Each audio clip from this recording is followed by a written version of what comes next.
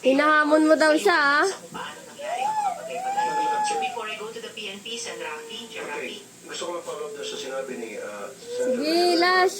Ngat-ngatin mo, Lash. Sa gobyerno, kaya nakalusot at nagkakaroon tayo ganito plus problema. Medyo linis na mga one of the reasons why we're here really is to find out bakit maraming mga Chinese nationals agad-agad naging Filipino citizen. At syempre na-establish natin yan.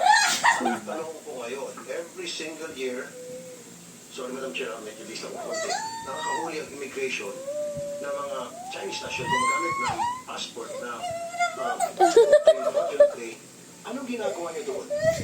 At bakit wala pa rin nakukulong ng mga taga-PSA, mga taga-local civil register, sa lahat? Bakit? Kasi kung hindi, nakikinig tayo ng ganito every week or every month, tuloy-tuloy pa rin yung operation ng mga sindikato. We have to put a stop right here, right now. Why? What happened to those Chinese nationals na nahuli? Paano yung pre-process yun? Bakit di yung pinasa sa NBI? Para yung NBI investigahan at kalawitin yung mga taga-PSA na yan at yung mga taga-local civil register na yan na sangkot sa sindikato.